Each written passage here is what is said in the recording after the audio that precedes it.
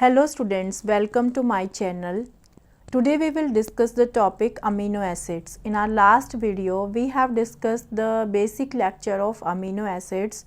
Today we will discuss the essential and the non-essential amino acid, the zwitterion or the ionizable property of amino acids, and also the protein molecules, because the proteins that are the polypeptide or that are the polymer of amino acids, because amino acids are the monomer in the proteins.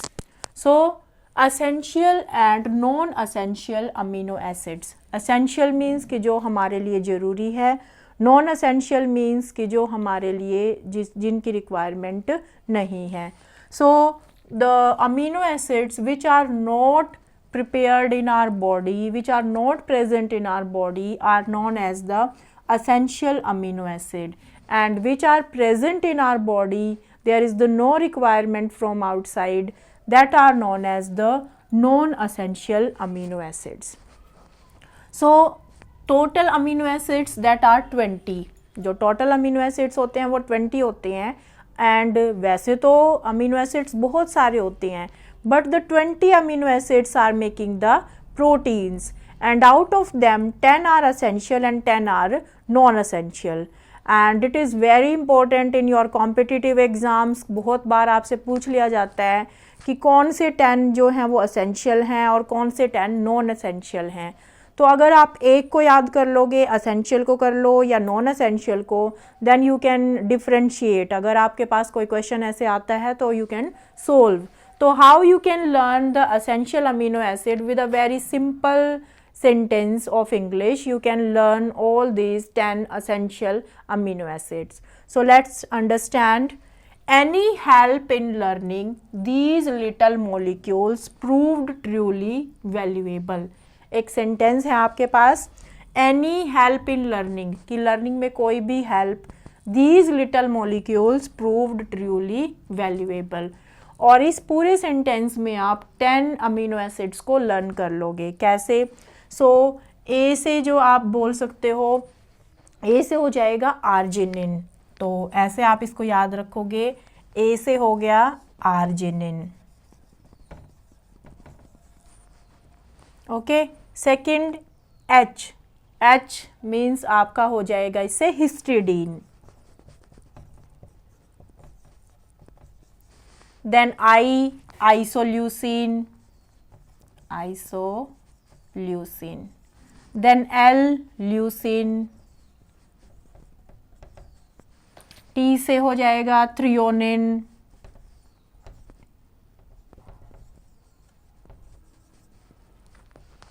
और आगे जो आ जाता है L, L से आ जाएगा यहाँ पे lysine. M, methionine.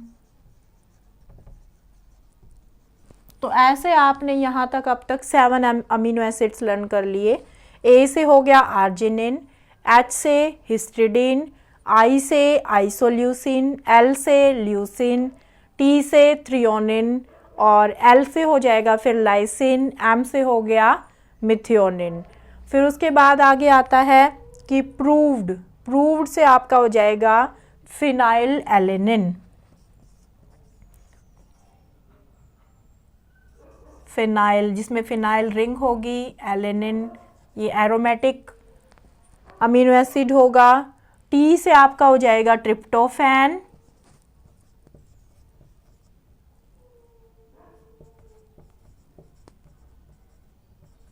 And we से हो गया valine. Okay.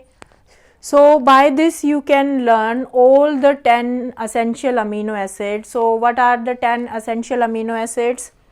That is arginine, histidine, isoleucine, leucine, threonine, then lysine, methionine, phenylalanine, tryptophan and valine.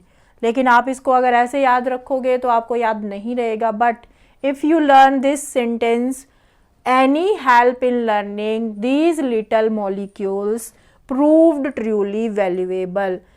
Arginine, histidine, isoleucine, leucine, threonine, then lysine, methionine, that phenylalanine, tryptophan and valine. So इस sentence से आप इसको अच्छे से learn कर सकते हो, आप रिमाइंड कर सकते हो.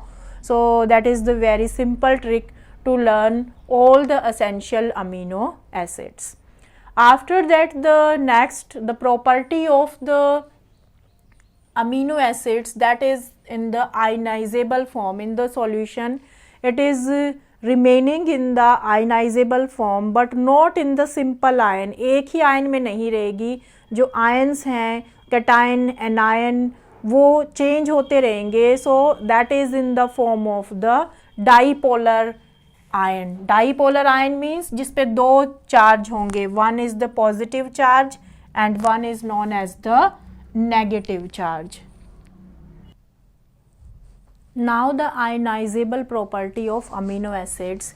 सो amino acids in the solution they are present in the ionisable form, in the ionic form. Ions उसमें प्रेजेंट होंगे and that ion two charges are there, one charge on the amino group and one charge on the carboxylic group. So this carboxylic group, it is the acidic group, and this NH2 group which is the basic group. The general formula of the amino acid, the amino group, the acidic group, the R group and the hydrogen. So all these three are same in all the amino acids. Not this R, here you can write R and H. So these three group, ये जो हमारे three group है COOH, H and the NH2, these are same in all the amino acid. Only this R group, हम simply इसको लिख सकते हैं X, और X के साथ हम जो भी change करेंगे that is the different amino acids. So it is known as the dipolar. Dipolar means कि जो ज्विटर आयन की फॉर्म में रहेगा और उस ज्विटर आयन में दोनों के ऊपर चार्ज होगा, एसिडिक के ऊपर भी और बेसिक के ऊपर भी. So out of these three that is known as the zwitter ion. So now how it is formed, let us understand. So firstly when the pH is acidic, acidic pH क्या होगी, जब pH बहुत ही कम होगी. When the pH is very low, then the acidic medium is there, and in that acidic medium जो ये NH2 है ये क्या करेगा, एक हाइड्रोजन के साथ और बॉन्ड बना लेगा. that hydrogen is removed and one hydrogen is added here. so here the NH3 positive. Okay. So normally जो नाइट्रोजन है वो 3 बॉन्ड बना सकता है, लेकिन एक बॉन्ड इसने कार्बन के साथ भी बना लिया और इसके पास जो इलेक्ट्रॉन्स की डेफिशिएंसी हो गई. So the net positive charge is there on it, so NH3 positive. Okay. So in the acidic pH only the one charge and that charge is the positive. This question is asked that what is the charge when the pH is acidic on the amino acid. So it is the positive charge. Now the second condition क्या होगी, जो ये carboxylic group है यहाँ से भी hydrogen जो है वो रिमूव हो जाएगा. So when there is the removal of the hydrogen, यहाँ पे जो हाइड्रोजन अगर रिमूव हो जाएगा तो इस पे आ जाएगा नेगेटिव चार्ज, क्योंकि यहाँ पे इलेक्ट्रॉन्स इसके पास ज़्यादा हो जाएंगे, वहाँ डेफिशिएंसी हुई थी तो ज़्यादा हो जाएंगे तो इस पे नेगेटिव चार्ज आ जाएगा. So here what is the pH, pH यहाँ पर रहेगी neutral. So when the pH ना तो वो एसिडिक हो ना बेसिक हो तो उसको हम बोलेंगे न्यूट्रल pH. और उस पर net charge, because positive and negative is there, so net charge on it is 0. So this is the Zwitter ion and it is also known as the dipolar because both the charge are there, negative and positive. After that the basic pH. So when the basic pH is there, pH अगर increase हो जाएगी तो उसको हम बोलेंगे basic pH. और basic pH में भी जो चार्ज है वो क्या रहेगा, नेगेटिव, क्योंकि यहाँ पे नेगेटिव चार्ज है. Okay. So that is the Zwitter ion. After that we will understand the proteins, because the amino acids that are the monomer of proteins. monomer of proteins. So we will understand now the proteins. So the proteins, what are the proteins? The proteins, these are the polymer of amino acids. Amino acids के ये क्या होंगे, polymer होंगे. Suppose अगर हमारे पास एक ये माला है, तो इस माला के अंदर हम डिफरेंट टाइप्स के ये क्या लगा रखे हैं, हमने मोती लगा रखे हैं. And these beads are known as amino acids. इन अमीनो एसिड, ये यहाँ पे जो बीड्स हैं ये किसकी हैं, अमीनो एसिड्स की हैं. एंड दीज अमीनो एसिड्स कितने होंगे, ये 20 अमीनो एसिड्स होंगे. जो प्रोटीन्स होते हैं वो कितनों से बनते हैं, 20 अमीनो एसिड से. So these amino acids are known as monomer. और जब हम मोनोमर्स को रिपीट करते जाएंगे तो हमारे पास जो मिलेगा उसको हम बोलेंगे पॉलीमर. हमारे पास क्या मिला, polymer. Okay. So and these amino acids are different. ये जो सारे अमीनो एसिड्स हैं वो डिफरेंट है. सपोज फर्स्ट अगर हमने लिया यहाँ पे वेलिन, सेकंड हमारा हो सकता है हिस्टिडीन, कोई भी यहाँ पे हो जाए, like the phenyl alanine or the threonine. So these amino acids are different, and what is formed here, polymer. So we can say the proteins are heteropolymer. I think you can understand कि proteins को हम heteropolymer क्यों बोल रहे हैं, because जो amino acids हैं proteins के अंदर वो अलग अलग हैं. And due to these amino acids, the properties of proteins are also different. जो प्रोटीन्स की जो प्रॉपर्टी है वो ये अमीनो एसिड्स ही प्रोवाइड करते हैं. And there is the linear chain of amino acids. ऐसे अमीनो एसिड्स की एक लीनियर चेन बनेगी और ये अमीनो एसिड्स जुड़े होंगे एक दूसरे से with the help of a bond, and that bond is known as peptide bond. Which bond is formed, कौन सा बॉन्ड बनेगा इनके अंदर, इसको हम बोलेंगे पेप्टाइड बॉन्ड. और बहुत सारे पेप्टाइड बॉन्ड्स बनेंगे अमीनो एसिड्स के अंदर, because there are more than 10 amino acids. कितने भी अमीनो एसिड्स हो सकते हैं उसमें, 20 के अराउंड. सो ये पेप्टाइड बॉन्ड बनेगा और बहुत सारे बॉन्ड बनेंगे. If 2 peptide bonds are there then we can say dipeptide. अगर 2 बॉन्ड बनेंगे तो उसको हम बोलेंगे डाई पेप्टाइड. सिंगल तो बन ही नहीं सकता क्योंकि 2 अमीनो एसिड्स के बीच में बनेगा. If 3 bonds are there then the tripeptide, 4 are there tetra, और उसके बाद बहुत सारे अगर बनेंगे तो then it is known as the polypeptide bonds. So which bond is formed, peptide bond. And how the peptide bond is formed, the peptide bond is formed between the 2 amino acids when amino group of one amino acid combine with the carboxylic group of another amino acid, then it is known as the peptide bond. So now the peptide bond, how the peptide bond is formed. So peptide bond is formed between the N terminus end of one amino acid with the C terminus end of another amino acid. Simply we are taking one simple amino acid. जैसे हम एक amino acid में one carboxylic group is there, amino group is present, the R group and the hydrogen, and this amino group is always present on the left side.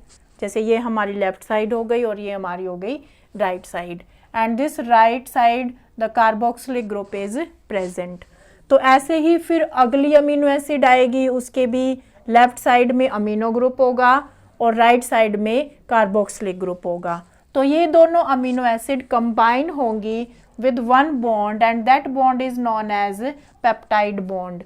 And when more than one peptide bonds are formed, then it is known as polypeptide bond. So let us understand how this bond is formed. Now we are writing the open structure of this amino acid, and we are taking the simplest amino acid, the glycine. जिसमें जो R group है वो क्या होता है H। सो NH2 NHH, NH2 हो गया, ये C के साथ H और H। कार्बोक्सिलिक ग्रुप को हमने ओपन कर दिया, C डबल बॉन्ड O और इसके साथ ये O एंड H, ये इस तरह से। ऐसे ही जो नेक्स्ट अमीनो एसिड होगा वो होगा NH2।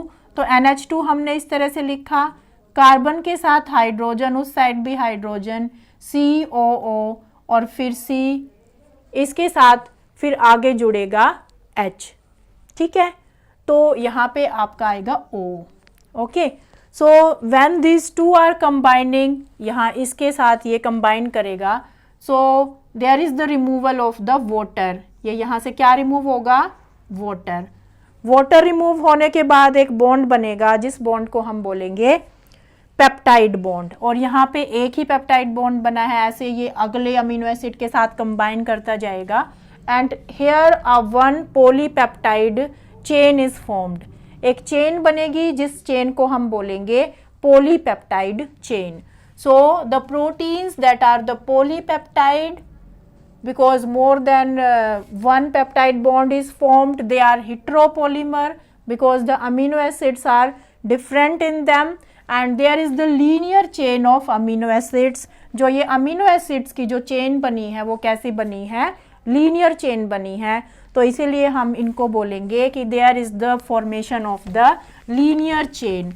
but जब प्रोटीन्स को हमें फंक्शनल बनाना होगा तो प्रोटीन्स की जो चेन है उसमें चेंजेस भी आएंगे, and we will discuss in the next video the primary, the secondary and the tertiary structure of proteins.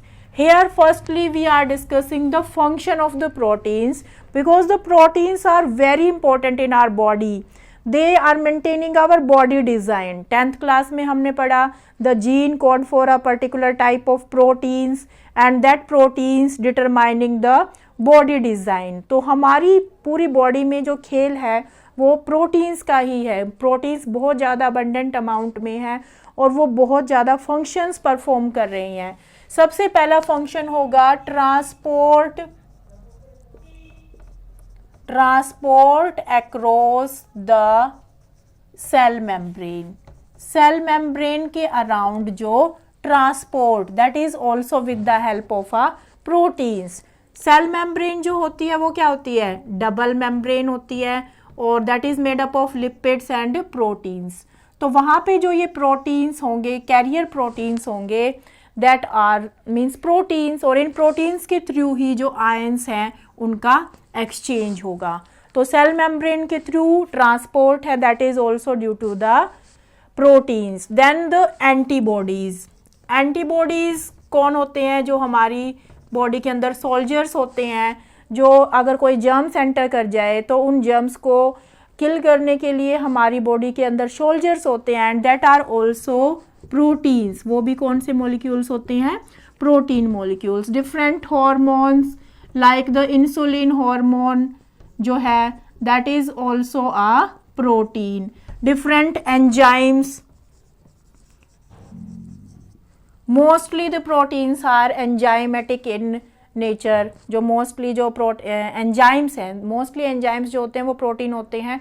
कुछ एंजाइम ही होते हैं जो जैसे राइबोन्यूक्लियेज, आरएनए एंजाइम्स होंगे, so they are also doing the function of the enzymes. Also the receptors, cells के ऊपर जो receptors होंगे, पर्टिकुलर कोई भी मॉलिक्यूल उन रिसेप्टर्स के साथ बाइंड करके सेल के अंदर एंटर करेगा, तो that are also made up of proteins. Then the cellular matrix, जो सेल के अंदर जो मैट्रिक्स होगा that is also made up of proteins. So the abundant protein in our body that is the collagen. हमारी body में जो सबसे ज़्यादा प्रोटीन जो होता है दैट इज, उसको हम क्या बोलते हैं, कोलेजन प्रोटीन। और most abundant protein in the biosphere that is Rubisco. ये जो हम चैप्टर फोटोसिंथेसिस के अंदर पढ़ेंगे, रुबिस्को मोस्ट अबंडेंट प्रोटीन होता है। Rubisco means ribulose bisphosphate carboxylase oxygenase, इसको हम बोलेंगे, ये मोस्ट अबंडेंट प्रोटीन होता है। So that is the simple lecture related to the proteins. In the next video, we will discuss the primary, secondary and the tertiary structure of protein also.